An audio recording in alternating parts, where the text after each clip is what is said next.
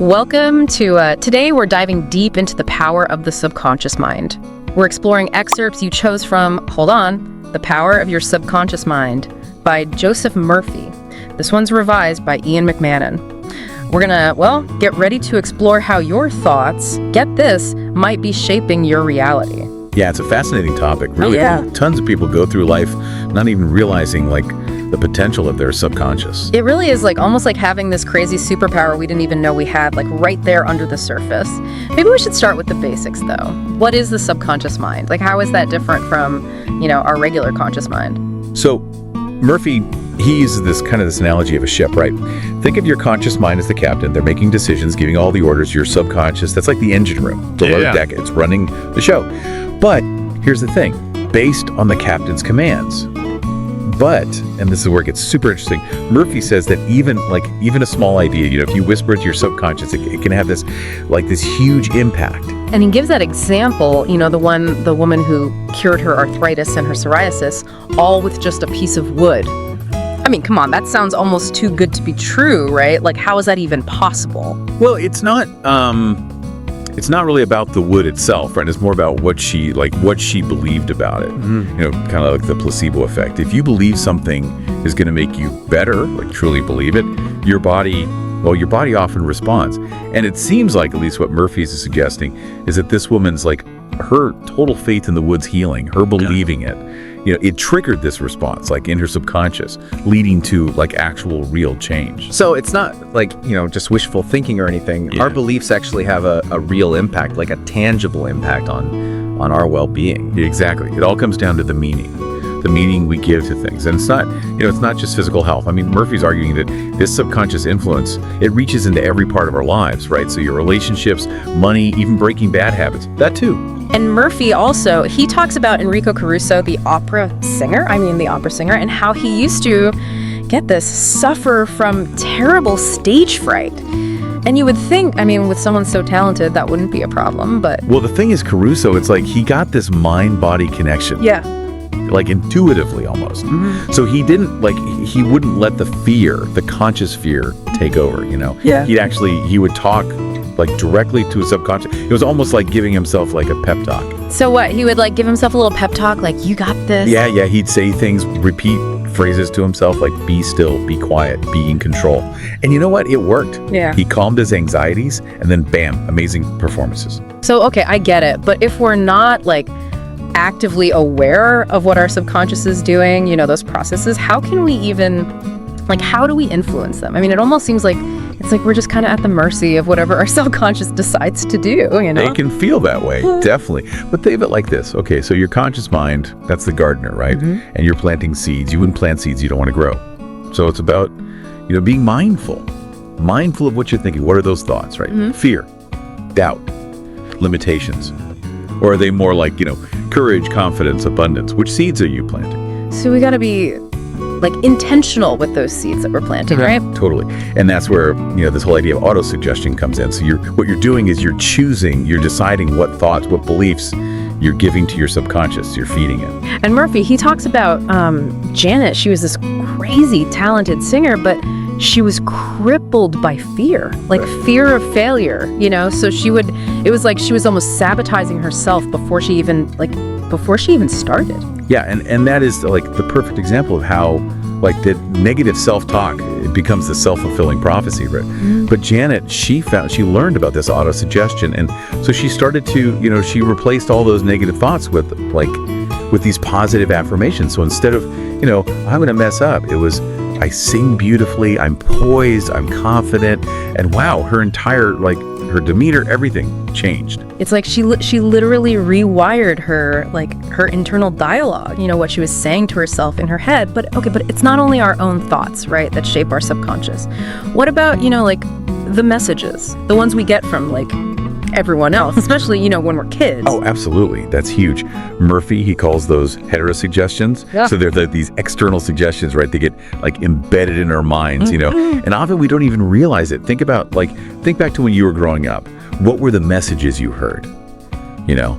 Were they, you can do it, go for it, that kind of thing? Or was it more don't even try, you're gonna fail. Yeah.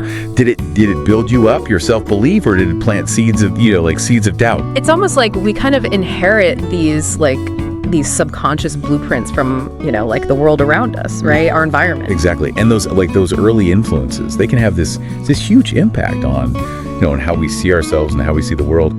But the good news is we have the power to, we can challenge those old tapes. Right. We can hit record and make a new tape. Yeah. Rewrite those scripts. It's not easy, but it's possible. So, okay, it's good to know we're not stuck with those old beliefs forever, the ones holding us back. But how do we actually change them? I mean, those patterns they're really deep down. It just seems like it would be so hard to undo all of that, all those years of the negative stuff. Oh yeah, it's a process. It takes time. But remember that remember we were talking about the garden. You can't plant a garden and then boom, it's it's flourishing the next day. It takes time. Yeah. Changing those beliefs down deep, it's the same, time, and it takes consistent effort, putting in the work. Murphy, one of the things he says is you got to set up this new, what he calls a major premise. So it's a core belief, the kind that it guides your thoughts and then what you do your actions to.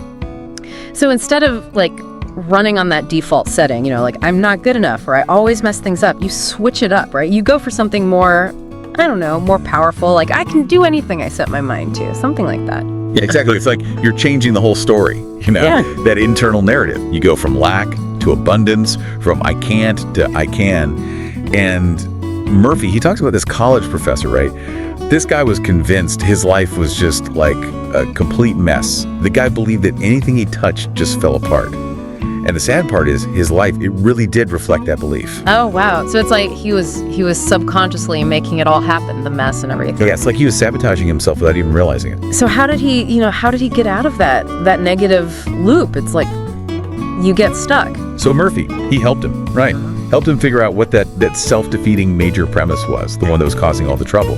And then they replaced it with something different, something about abundance and health and being in sync with everything. Just harmony. Yeah. And so the professor, he starts, saying these new beliefs every day, affirming them.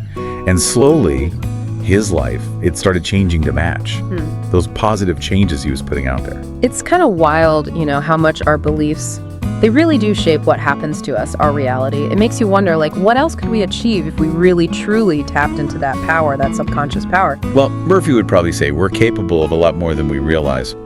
He even calls the subconscious, get this, a miracle worker in hiding. He talks about this guy, Professor Agassiz, right? And Agassiz was trying to solve this super complex fossil puzzle, really intricate stuff. So this was his work, what he did. Yeah, exactly. He was all about fossils. But anyway, he had been really intensely studying at this puzzle for weeks and nothing. But then finally the solution came to him in his sleep. Wow, no kidding. So even when we're taking a break, our subconscious, it's still working on stuff in the background, it never rests. Totally. Our subconscious mind, it's always switched on, always working. And you know what? This actually lines up with something else, with what we know about creativity. Sometimes you just need to step away from a problem and then bam, the solution just pops into your head, like when you're out for a walk or in the shower. Oh, yeah, those aha moments. Exactly. It's called incubation. Yeah. And it seems like a lot of times stepping back from the problem, it lets our subconscious, work its magic. So those bursts of inspiration, the ones that just kind of appear out of nowhere, maybe they're not so random after all. It's it's our subconscious mind, doing its thing behind the scenes. That's kind of amazing, right? It's we all have a secret genius inside us just waiting to be tapped. And according to Murphy, everyone has access to that genius. It's about, learning how to access it, to tap into that creativity and wisdom that's already there inside. He even says that we can use our subconscious to attract, wealth, to find love, even to finally kick those bad habits we all have. Okay, now those are some pretty bold claims, I gotta say. So how are we supposed to, how do we actually do that? How do we use it for, those really specific things, the money, the love, all of that? He's big on visualization. So you're picturing what you want as if it's already real, happening right now. He talks about this woman, she really wanted to own a Cadillac. A Cadillac, huh? The classic dream car. Right. But here's the thing, she didn't just wish for it, she really went all in on the experience. you know? What do you mean? Like she pretended she was driving it. Pretty much. Yeah, she imagined like feeling the leather seats, even that new car smell. She'd picture herself, cruising down the road. She created that whole experience in her mind so clearly, so vividly, that eventually it became real. She got her Cadillac.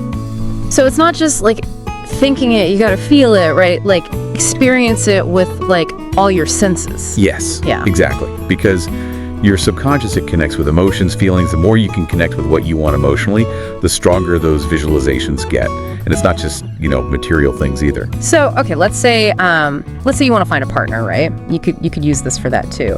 Totally. So instead of focusing on, being alone or feeling like you're missing that someone, focus on the good stuff, right? The qualities you want in a partner, a relationship. Imagine, the joy, spending time together, sharing experiences, all of that. Create that feeling that you're already in that awesome, loving relationship. So it's like, I don't know, it's like sending out a signal to the universe or something, like attracting what you want. But what about things that are, I don't know, tougher to visualize, like breaking a bad habit? When you're like really struggling with that, it's hard to be positive, That's where, like, the subconscious, it's got this power of compulsion. That's what Murphy says. He talks about this guy, Bob. Bob struggled with, drinking, alcoholism. He tried so hard to quit, but he always went back, always fell back into those old habits. So how did he finally, like, break free? How did he do it? Murphy, he worked with him, and Bob started to understand. See, the addiction, it wasn't just like a physical thing, a craving. It came from deeper down from his subconscious. Maybe, feeling like he wasn't good enough or some emotional pain he had dealt with. So Murphy taught him about affirmations, positive statements to counter all that negative stuff, the self-sabotage. So instead of like constantly beating himself up, with thoughts like, I'm weak, I'll never change, it was more like, I'm strong, I can beat this. Exactly. It's all about changing that internal dialogue, trading the negative for the positive, and slowly shifting from self-destruction to self-healing. And Murphy, he's big on forgiveness too, especially forgiving yourself. He says it's crucial for breaking those bad patterns. That makes sense, because holding on to, the guilt and the shame from messing up, it just keeps you trapped. But how do we actually do that? Forgive ourselves, I mean. Especially when, we've really screwed up, hurt ourselves, or hurt other people. It's easy to say, but to actually do it. It's a process for sure. It takes compassion and patience, a lot of patience. Murphy, he tells this story about this woman. She was completely consumed by guilt after her brother died. See, she'd refused to lend him money before he passed, and it ate away at her for years. Oh, man. That's just awful. How do you even begin to forgive yourself for something like that? I mean, when it feels so, I don't know, unforgivable. It's tough, for sure. So Murphy, he helped her to see that, she wasn't responsible for what her brother did, his choices, and that back then she did what she thought was right, based on what she knew then. He helped her find self-forgiveness, not by saying what she did was okay, but by helping her see that we all make mistakes, we're human. So it's more like recognizing that we did what we could with what we knew at the time. Right. It's about letting go of that guilt, that burden, and moving forward with compassion for yourself, forgiving people who've hurt you. It's crucial for your own peace, for being okay with yourself. And he uses that metaphor, the one holding on to anger and resentment. It's like drinking poison but expecting the other person to die. It's us. We're the ones who suffer when we can't let go. And that forgiveness, it's not just about, individual relationships. Murphy, he talks about the golden rule, right? Treat others how you want to be treated.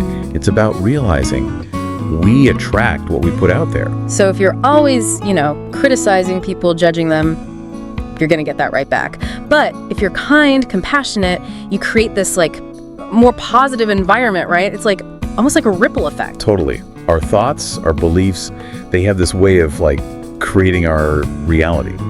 Murphy tells this story about this woman who was constantly annoyed by the people she worked with. She just felt like isolated and resentful, and well, her relationships, they weren't good, not good at all. Just like that, that self-fulfilling prophecy again. Totally was. But here's the thing. She decided to try something different. She started praying for her coworkers, sending them like good vibes, peace and all that. So she shifted like her whole perspective. Yeah. From judgment to compassion. Yes, and you know what? As she changed her inner dialogue, her relationships at work, they changed too. Her coworkers, they actually started being nicer, more cooperative. Yeah. It changed her whole experience at work. It's pretty amazing how what's going on inside of us can really impact the world around us. It really shows you how important it is to choose your thoughts carefully, especially with people you're, around all the time. And that power, it goes way beyond, just the people you're close to. Murphy says we can use the subconscious mind, use its wisdom to guide us in, all parts of life, especially when we got to make those tough decisions. Yeah. He talks about trusting your gut, that feeling deep down that tells you if something's right or wrong, even when you don't know why. Exactly, your intuition. He tells this amazing story. This woman had a job offer, and on paper it looked perfect, the dream job. But something felt off. She just had this nagging feeling. Like a red flag. Yes. So she decides, you know what? I'm going to tap into my subconscious, get some guidance here. So how'd she do that? She prays for clarity, and then she pays attention to her dreams. And that night, boom, she has this crazy, vivid dream about the company, and they're going bankrupt. Whoa. Seriously. That's wild. Did she listen to that warning? She did. She trusted her intuition, and she turned down the job. Mm-hmm. And guess what? A few months later, the company, they filed for bankruptcy. For real. That's incredible. It's like our subconscious, it already knows stuff, information that our conscious mind hasn't caught up with yet. And that's exactly Murphy's point. The subconscious, it sees things, picks up on little cues and patterns that we miss. It's on us to learn to trust that gut feeling, even when it doesn't make sense logically. Yeah. So, okay, how do we actually, how do we tap into that? It seems like there's so much noise, so much going on around us that it's hard to hear that quiet voice inside. Murphy's big on practices like prayer and meditation. Yeah. But it's not about begging some higher power for stuff. It's more about creating space, creating space for your inner wisdom to come out. So if you're facing a tough choice or you just feel lost, you could ask for guidance. Show me the path, something like that. And then just, trust. Exactly. You're basically saying, okay, here's what I want consciously, and you're aligning that with, the intelligence of your subconscious, trusting it'll lead you the right way. It's about surrendering control, letting that inner wisdom do its thing. It's a good reminder, that we're not alone in all of this, that we've got this, this internal guidance system. It's there, if we can just learn to use it. Exactly. And that's a key part of Murphy's message. The power to create the life we want, it comes from inside us. It's not about what's happening around you, it's about what's happening inside. Your beliefs, your willingness to tap into that potential of your subconscious mind. So we've talked about, we've got this incredible power inside us, but knowing it's there and actually using it, those are two different things, right? So how do we actually bridge that gap? What are some things we can actually do? Well, Murphy, he's got some ideas about that. He talks about, visualization, affirmations, even this thing he calls the sleeping technique, which I gotta say is pretty interesting. The sleeping technique. Okay, now I'm curious. What's that all about? Is this lucid dreaming? Am I controlling my dreams or something? No, not exactly. It's a lot more straightforward than that. So basically with the sleeping technique, you're planting an idea or something you want, a desire right in your subconscious right before you fall asleep. Okay, so why right before sleep? Is there something is the subconscious more receptive then or something? Yeah. Think about it, right? You're drifting off, your conscious mind, it kind of chills out, less analyzing, less resisting, all that. And that's when your subconscious, it's more open. It's like slipping a note under the door right as the guard's about to clock out, Oh, I like that. So you're sneaking past those conscious mind defenses and you've got a direct line to the control center. So, okay, what kind of notes should we be slipping to our subconscious then? It can be anything, really. Anything you want to see happen in your life. So better health, a relationship, that dream job, even if it's something small, procrastinating less. Right before you drift off, just repeat what you want. Make it clear. Keep it simple, I'm attracting my perfect partner, or I am so energized and motivated to crush my goals, something like that. So it's setting an intention for your subconscious to work on while you're out for the count. Exactly. And because, the conscious mind, it's less likely to butt in while you're asleep. So your subconscious, it can really absorb those suggestions, process them on a deeper level. That's really cool. What else does Murphy recommend? Any other techniques? Oh, there's another good one. It's called the thank you technique. And it's all about, gratitude, being thankful. So instead of focusing on what you don't have, you're giving thanks for already having it, even if it's not, it's not a thing yet, not in your reality. That's a trip. It's like you're kind of making your subconscious think that what you want, it's already real. Right. And when you can really feel grateful for something, it's like you already have it, right? And your subconscious, it doesn't really know the difference between what's real, actually happening, and what you're just imagining super clearly. So it starts to align with that belief, that feeling. Okay, so instead of saying, man, I wish I had a successful business, I'd be saying, thank you for my awesome, profitable business, as if it's already up and running.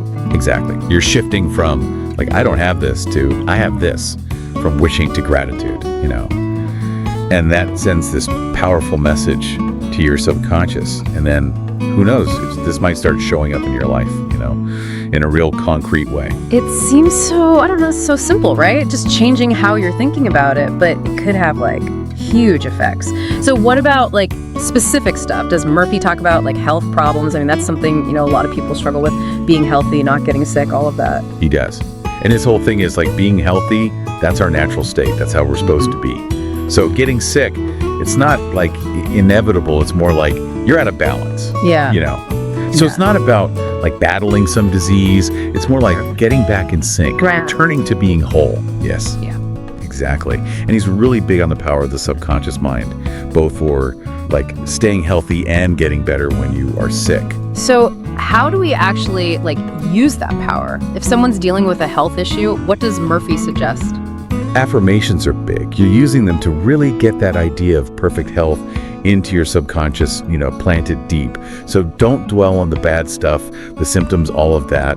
Focus on being healthy, feeling good. So instead of saying, I'm so sick of being sick, you'd say, my body is strong, it's healthy, I've got tons of energy. Exactly. Remember, the subconscious is not judging or analyzing. It just takes in whatever you're putting out there, the dominant thoughts.